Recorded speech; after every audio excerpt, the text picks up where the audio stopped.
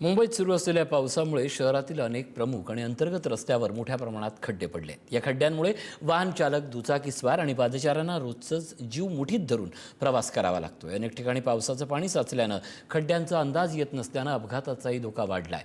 मुंबईच्या साकीनाका परिसरात सूक्ष्म, लघु आणि मध्यम मंत्रालयाच्या बाहेर असलेल्या रस्त्यावर पडलेल्या खड्ड्यांचा आढावा घेतलाय आमचे प्रतिनिधी धनंजय दळवी यांनी। पावसामुळे सध्या मुंबईच्या अनेक ठिकाणी अंतर्गत आणि मुख्य रस्त्यांवर खड्डे पडल्याचं चित्र आपल्याला पाहायला मिळते। समाज माध्यमांवर सुद्धा, ट्विटर असेल किंवा सोशल मीडियावर हे फोटो व्हिडिओ आपल्याला पाहायला मिळतात।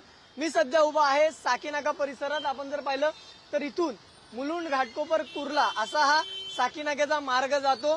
मेट्रो स्थानक आहे, अगदी हाकेच्या अंतरावर असलेलं हे मेट्रो स्थानक आहे आणि याच मेट्रो स्थानकावर च्या जवळ असलेल्या रस्त्यावर आपण जर पाहिलं तर आपल्याला इथे या रस्त्यावर हे खड्डे, मोठमोठे खड्डे जे आहेत ते पडलेले पाहायला मिळतात आणि त्यातूनच मार्ग या ठिकाणी प्रवाशांकडून आणि दुचाकीस्वारांकडून काढला जातोय। बस असेल किंवा इतर सगळे असतील हे याच खड्ड्यातून मार्ग काढतायत किंवा हा रस्ता जो आहे तो असमतोल असल्याचं पाहायला मिळते। पुढच्या भागात सुद्धा आपण जर पाहिलं तर अशाच पद्धतीचा हा संपूर्ण रस्ता आहे। आपण जर पाहिलं तर रस्त्याच्या अनेक ठिकाणी असे लहान मोठे खड्डे आपल्याला पडलेले पाहायला मिळतात। त्याचबरोबर आणि याच सगळ्यातून प्रवासी जे आहेत ते इथे दुचाकीस्वार, रिक्षा आणि चारचाकी हे मार्ग काढताना आपल्याला पाहायला मिळते। याच रस्त्यावर आपण जर पाहिलं तर हा साकीनाक्याचा मुख्य रस्ता आहे।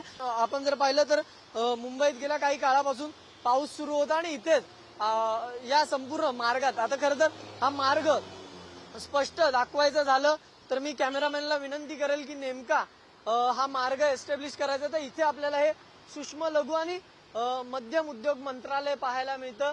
त्याच्या अगदी बाहेरची ही रस्त्यावरची परिस्थिती आपण थेट पाहू शकतो। काय नेमकं या रस्त्यावर कशा पद्धतीने जे गटराचं झाकण आहे ते त्याची दुरवस्था झालेली आपल्याला मेन होलच्या झाकणाची पाहायला मिळते। याच खड्ड्यांमधून दररोज लाखो प्रवासी आपला जीव मुठीत घेऊन प्रवास करताना पाहायला मिळतात। त्यामुळे लवकरात लवकर हे खड्डे बुजवावे अशी विनंती केली जाते। सर, ये बहुत खड्डे साकीनाका पे और काफी एक्सीडेंट भी हो रहे हैं। अभी कोई सिग्नल का ध्यान नहीं, कुछ नहीं। ये जंक्शन पे इतनी ट्रैफिक है और उसके बाद इतने खड्डे।